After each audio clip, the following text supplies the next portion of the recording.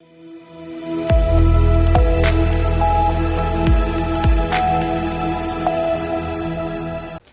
स्वागत है आप सभी का सी न्यूज भारत में। मैं हूं आपके साथ ज्योति श्रीवास्तव। वक्त हो चुका है गुजरात बुलेटिन का, जिसमें बात होगी अहमदाबाद की, जहां अहमदाबाद के सीजी रोड पर 2.40 करोड़ रुपए के सोने के आभूषण लूटने की कोशिश करने वाले 7 आरोपियों को एलसीबी जोन 7 ने कुछ ही घंटों में पकड़ लिया, जहां कर्मचारियों की सतर्कता से एक बड़ी घटना टल गई।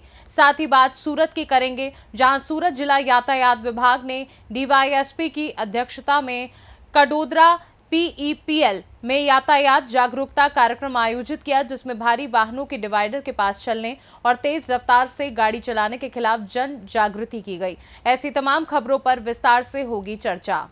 अहमदाबाद के सीजी रोड पर तकरीबन 2 करोड़ से ज्यादा रुपए के सोने के आभूषण लूटने की कोशिश करने वाले 7 आरोपियों को एलसीबी जोन 7 ने कुछ घंटों में गिरफ्तार कर लिया। ज्वेलर्स के कर्मचारियों की सतर्कता के कारण एक बड़ी घटना टल गई। आरोपी कर्मचारियों की आंखों में मिर्च पाउडर डालकर लूटने का प्रयास कर रहे थे, लेकिन कर्मचारी अभिषेक के मदद के लिए कार का हॉर्न बजाया, जिससे लुटेरे दूसरी कार में भाग गए।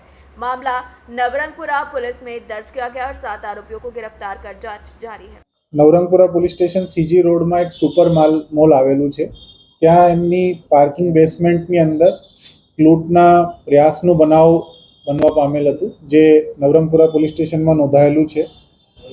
આ ગુનો જે છે અમારી એલસીબીની ટીમે ગણતરીના કલાકોની અંદર ડિટેક્ટ કર્યું છે અને એમાં ટોટલ જે અત્યાર સુધી સામે આવ્યા છે નામો, એમાં 9 લોકોની સંડોવણી સામે આવી છે। 9માંથી 7 લોકોની ધરપકડ થઈ ચૂકેલી છે અને બાકીના 2 લોકો ને પોલીસ શોધી રહી છે। બનાવની વિગત આ પ્રકારની છે કે સુપર મોલના અહીંયા જ એક પામ જ્વેલર્સ નામના એક પેઢી આવી છે।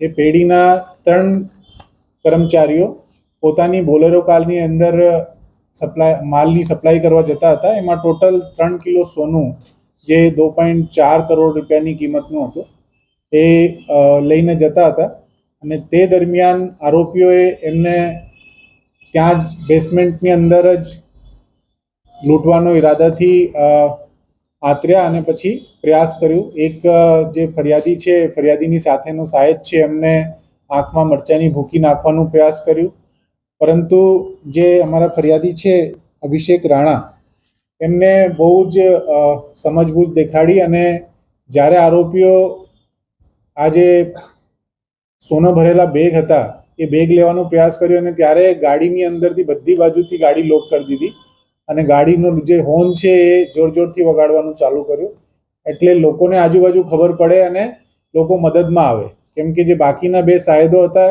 એમને એકમાં મરચાની ભૂકી નાખીને એને હતાહત કરવાનો પ્રયાસ કર્યો હતો અને બીજા માણસ જે છે એ થોડાક બી ગયા હતા, એમના ઉપર હુમલો કરવાનો પણ પ્રયાસ કરવામાં આવ્યો હતો।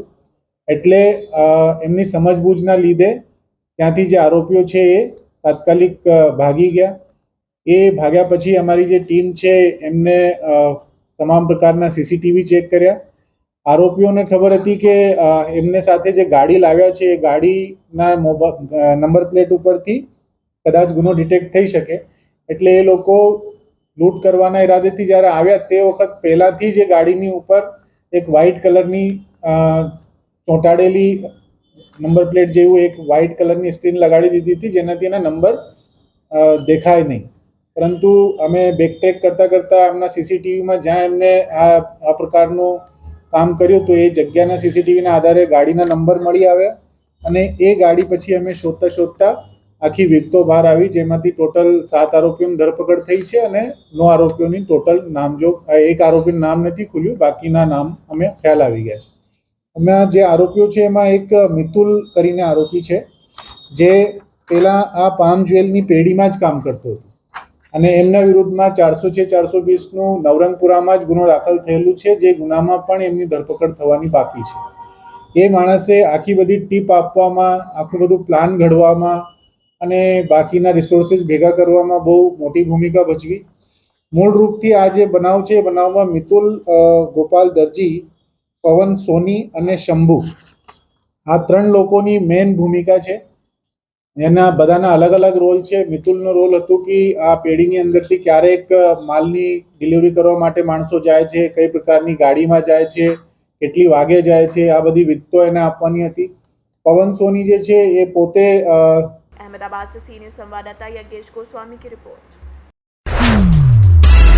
सूरत जिले के यातायात विभाग द्वारा कडोदरा PEPL में यातायात जागरूकता कार्यक्रम आयोजित किया गया, जिसकी अध्यक्षता DYESP ने की। इस कार्यक्रम का उद्देश्य हाईवे पर बेतहाशा दौड़ने वाले वाहनों और डिवाइडर के पास भारी वाहनों की पहली लाइन में चलने से खतरों के बारे में जन जागृति लाना था। इस कार्यक्रम में मिल मालिकों, परिवहन संघों, लग्जरी बस संघों और कारखाना मालिकों के साथ स्थानीय नेताओं को एकत्रित किया गया। बैठक में जिला पुलिस उपाधीक्षक RR ने यातायात नियमों की जानकारी दी और बढ़ती दुर्घटनाओं को रोकने के लिए सोसाइटी से पहली पंक्ति में भारी वाहनों के चलने से बचने की अपील की। इस दौरान PEPL के पदाधिकारी कामरेज पुलिस स्टेशन के PIHD चावड़ा, कडोदरा थाने पुलिस ने उप निरीक्षक भूपेंद्र सिंह वाघेला और अन्य नेता भी उपस्थित रहे। हाँ ओके। सूरत जिला ग्राम्य पुलिस के द्वारा आज एक ट्रैफिक अवेयरनेस का प्रोग्राम PEPL कंपनी के ऑडिटोरियम में रखा गया था। इसके अंदर सूरत ग्राम्य के ट्रांसपोर्ट एसोसिएशन, जो बसेस है लग्जरी बस एसोसिएशन और इंडस्ट्रीज एसोसिएशन के जो स्टेक होल्डर्स हैं उनके साथ आज एक मीटिंग रखी गई थी। अच्छा सा सेमिनार हुआ है। उसके अंदर ट्रैफिक नियमों का पालन कैसे किया जाए और ख़ास करके हाईवे के ऊपर लेन ड्राइविंग जो है वो सब पालन करें और उससे वजह से जितना भी एक्सीडेंट कम हो सके उसके लिए प्रयत्न करने के लिए सुझाव दी गए, लोगों से भी सुझाव लिए गए हैं। यह सेमिनार के द्वारा लोगों के अंदर एक जागृति आए, ड्राइवर है वो अपनी गाड़ी अपनी लेन में चलाएं और ट्रैफिक नियमों का पूरा पालन करें। इस वजह से ये रखा गया था और अच्छा से इस कार्यक्रम को पूर्ण किया गया है। सूरत से सीनियर संवाददाता राजदीप बारिया की रिपोर्ट। फिलहाल के लिए गुजरात बुलेटिन में बस इतना ही। देश दुनिया की बाकी खबरों को जानने के लिए आप देखते रहिए सी न्यूज़ भारत।